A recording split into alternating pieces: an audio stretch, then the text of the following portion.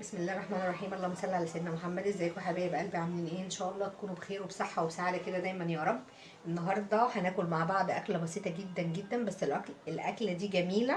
وفي الصيف بتكون طبعا مطلوبه كتير، لان في الصيف والحر الواحد مش بيحب ياكل طبيخ وخضار واكلات كتيره يعني دسمه عشان الحر وكده. فهناكل مع بعض النهارده بطيخ وجبنه. جبنه طبعا زي ما انت حابه، جبنه قديمه، جبنه قريش، جبنه اي نوع جبنه عندك، فلفل مقلي، بطاطس محمره، بدنجان، ده بتتاكل معاها اي حاجه، اي حاجه بتتاكل معاها من الحاجات دي كده. ماشي. عندي هنا انا النهارده جبنه قديمه، دي الجبنه القديمه انا عاملاها في البيت جميله جدا. وعندي جبنه قريش وجبنه ناشفه، وعندي فلفل مقلي. الفلفل المقلي برضو فيه فلفل الاحمر ده بارد، لو تقلوه كده الفلفل الاحمر وتجربوه طعمه روعه الروعه، ومخلل من اكلات سهام. ودي الاكله البسيطه بتاعتنا النهارده الجميله. حسيت نفسي تعبانه ومش قادره اقف في المطبخ اعمل اكل، فعملت ايه؟ نزلت جبت بطيخه، وهننزل دلوقتي مع بعض نشوف دلوقتي احنا هنشتري البطيخه ازاي، وهنشوف ازاي البطيخه تكون كويسه معانا، وتشتريها ازاي، وتعرفي تنقيها ازاي، وتعرفي تختاريها ازاي. فمع بعض كده هننزل دلوقتي ونشوف البطيخ بتاعنا يا حبايبي. انا اهو نزلت اشتري البطيخه بتاعتي، زي ما انتم عارفين ان انا ما عملتش اكل ولا حاجه، فقلت اقضيها بقى بطيخ وجبنه كده. ودلوقتي هنشتريها من عند الحاج حماده. الحاج حماده ده عندنا هنا، حماده الدمشيري ما شاء الله. شارع محمد عطيه ده شارعي طبعا اللي انا ساكنه فيه. ما شاء الله يعني هم من اكبر الناس اللي عندهم الخضار والفاكهه وحاجتهم بصراحه ما شاء الله كل يوم طازه يعني. فدلوقتي هنشوف البطيخه بتاعتنا مع بعض، والحاج حماده هيقول لنا بقى البطيخه ايه كده، ويعرفكم ازاي تشتروا البطيخه، يعني ان هي تكون حمراء ومرمله، وفي نفس الوقت يكون طعمها يعني مسكر كده وجميله. بصراحه انا متعوده انا وجوزي بننزل له ما بنتكلمش، يا حاج عايزين بطيخه فبيجيب لنا البطيخه على طول، وبيفتحها لنا وبتطلع تمام يعني. فهيقول لنا دلوقتي البطيخ الجميل بتاعه اهو، زي ما انتم شايفين البطيخه جميله وحلوه وما شاء الله بطيخه كبيره كده. وطبعا هو قال لي برده من السر ان البطيخه تكون حلوه، ان هي تكون ناعمه، وفيها الحته دي كده اللي هي النحله الشامه دي، وبقول عليها شامه، الشامه الجميله. الشامه دي بتاعتنا دي اللي هي بتكون النحله جت على البطيخه وقرصتها وادتها العسل، اخدت اتطعمت من العسل بتاعها، عشان كده بتكون مرمله وجميله معانا. وكمان من سر البطيخه زي ما هو قال، طبعا هو قال البطيخه دي بصراحه جميله يعني. من السر بتاعها هو الحاج احمد يكلمنا عنها بقى. البطيخه بتبقى متدوره، والشامه فيها الشامه عباره عن حته صفار بيبقى جنب الذره بتاعه البطيخ. البطيخه بالهنا والشفا، اللي ياكل وتشرفونا في اي وقت اللي انتوا عايزينه تحت امركم. احلى بطيخه، والحاج احمد كمان هيفتحها لنا وقال لنا برده ايه، الحاج حماده قصدي معلش يعني، عشان برده هو اخو احمد. البطيخه الحته الصفراء اللي تحت دي كده، قال برده دي بتكون مركونه على الارض وواخده حريتها جدا جدا جدا، بتبقى البطيخه جميله.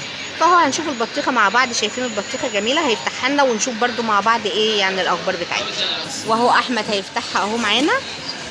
احمد ده ما شاء الله عليه برده ولد زي العسل كده اهو.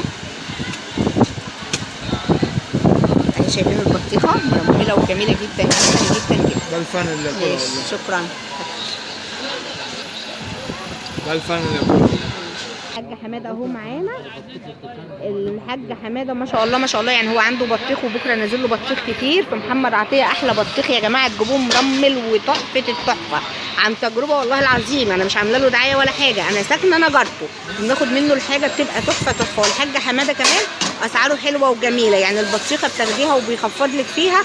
وسيبك من التخفيض، ممكن تجيبي بطيخه تكون رخيصه وما تكونش طبعا طعمها حلو، هو بيخفض وبطيخه تمام التمام حلو وجميل جدا جدا. لايك وشير كده، وكله بقى يشجع الحاج حماده ويجي ياخد احلى خضار من عنده. يلا يا حبايبي. ماشي يا بنات. الله يخليك يا رب، الله يخليك، شكرا. الله يخليك يا رب، الله يخليك، الله يخليك، الله يخليك. بطيخه وغسلتها، اهم حاجه يا حبايبي لازم البطيخه تغسليها.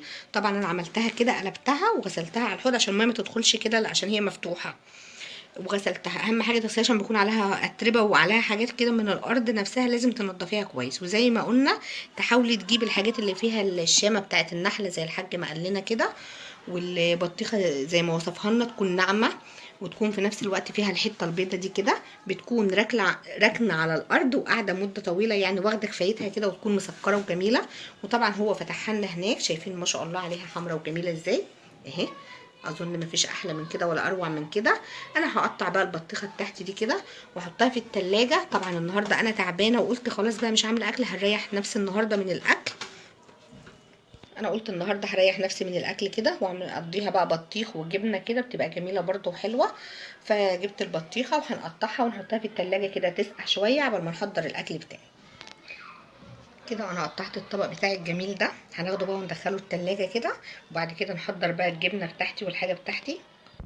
طلعت البطيخه بتاعتي من التلاجة سقعتها كده وبقت جميله جدا قبل ما حضرت الحاجات بتاعتي. الاكل بتاعي النهارده اكل بسيط جدا جدا بس طعمه تحفه التحفه يعني.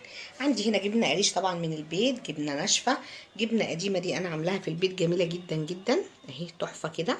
حاجه بتكون موجوده في البيت زنقه زي دي كده ما انتش قادره تعملي اكل ولا تطبخي بتطلعيها. وعندي هنا فلفل انا قليته، حابه برضو تقلي بدنجان تحمري بطاطس براحتك خالص، ومخلل برضو من اكلات سامي الجميل ده. كده عندي الاكله البسيطه بتاعتي اللي دي انا حبيت اشارككم معايا. والبطيخ يا حبايبي ده مفيد جدا جدا في الصيف، برطب على لما حد ياكله كده برطب عليه، وخاصه الناس اللي هي مرضى السكر لو تاكل الكميه من البطيخ مفيش ضرر منه ولا حاجه. فدلوقتي زي ما انا بشارككم معايا الاكلات بتاعتي لحمه فراخ بط ايا كان اللي انا بنعمله، فحبيت برضو اشارككم ان برضو في اكلات بسيطه كده وبتكون حلوه جدا جدا جدا وخاصه في فصل الصيف بتاعنا. فهنروح كده ايه نتغدى، وتعالوا اتغدوا معايا ولايك وشير كده وتفعيل الجرس عشان الحاجات الجميله توصل لاكبر عدد، سواء كانت حاجات اقتصاديه او حاجات برضو لها مكلفه، فكله يوصل لاكبر عدد وقناتي كده تكبر بيكم يا حبايب قلبي. السلام ورحمه الله وبركاته.